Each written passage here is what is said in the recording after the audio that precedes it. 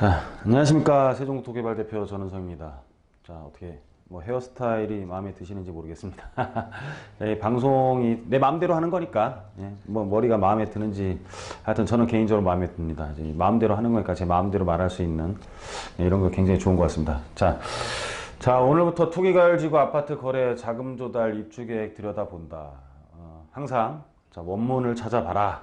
그래서 뭐 이렇게 국토교통부에서 발표를 했다고 하는데 원문이 어떤 게 있었나 한번 보도록 하겠습니다. 자, 9월 27일부터 주택 매매 거래 자금 조달 및 입주 계획을 조사를 실시한다. 그래서 부동산 거래 신고법 시행령 개정안이 9월 26일부터 시행이 됐다.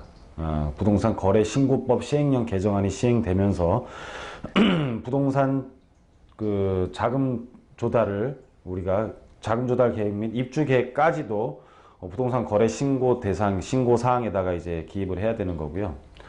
인류의 국세청, 금감원, 지자체, 한국감정원 등 관계기관 합동으로 부동산 거래 조사 팀을 구성하여 뭐 지네끼리 잘 연락이 될까요? 제가 보기엔 잘 안 될 것 같은데 여하튼 간에 했다고 합니다. 그렇게.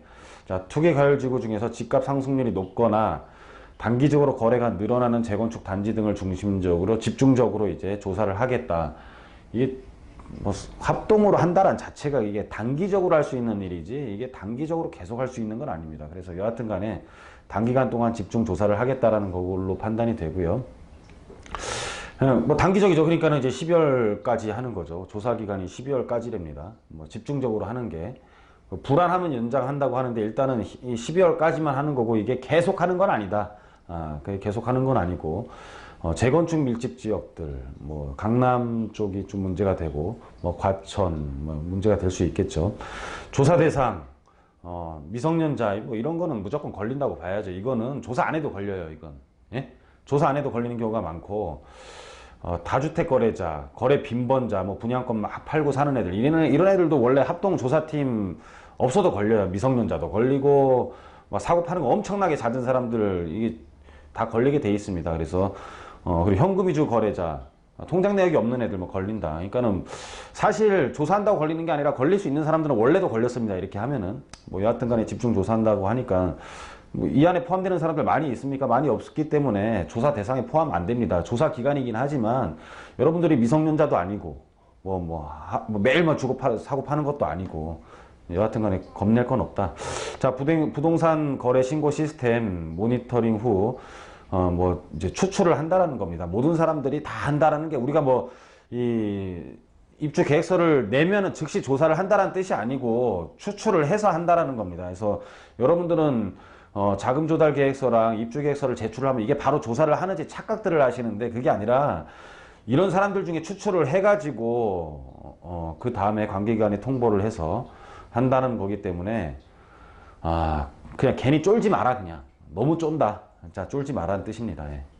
자, 그래서 국토관계자는 이번 집중조사는 부동산 거래 신고의 실효성 확보는 물론 집값 안정에 크게 기여할 것으로 기대한다는데 일단은 그냥 이런 우리가 의지가 많다라는 걸 시그널을 보낸 것 뿐이지 뭐 추출해서 하는 거고 특별한 애들만 조사하는 거지 뭐 계획서 제출하고, 예? 자금조달서 계획서 제출하는 거 의무사항이긴 하지만은 그 제출하는 게 무슨 조사를 바로 한다 그런 뜻은 아닙니다. 그러니까 여러분들 제발 쫄지 마라. 자, 정부는 앞으로 건전한 실수요 거래는 보호하면서도 투기적 주택 거래는 엄격히 차단하겠다. 뭐 이런 것들이고요. 자, 너무 그냥 겁낼 필요 없습니다. 자, 뭐 그래서 Q&A를 보면 자, 자금 조달 및 입주 계획을 신고해야 하는 투기과열 지구 현황은 뭐 잘 알다시피 서울 전체, 세종시, 뭐 과천시, 분당, 대구, 수성 뭐 이렇게 돼 있습니다. 자, 자금 조달 계획 및 입주 계획을 제출해야 하는 신고 대상 주택은 투기가열지구 소재에 거래금액 3억 이상 주택을 대상으로 하는 겁니다. 그래서 뭐 우리가 상가라든지, 예? 오피스텔 이런 것들은 아니다. 그래서 그런 것들은 또 상관이 없다. 그래서 이렇게 되다 보면 또 오피스텔이나 상가 쪽으로 돈이 또 튈 가능성도 굉장히 높죠. 자, 민간 택지, 공공 택지 분양 계약 모두에 적용되며 분양 계약, 분양권 및 입주권, 전매를 모두 포함한다. 그래서 실질적으로 분양권을 매입을 할 때도 권리를 매입을 할 때도 입주할 수 있는 권리를 매입을 할 때도 부동산을 매입을 할 때도 그래서 거기에 해당되는 건 주택입니다.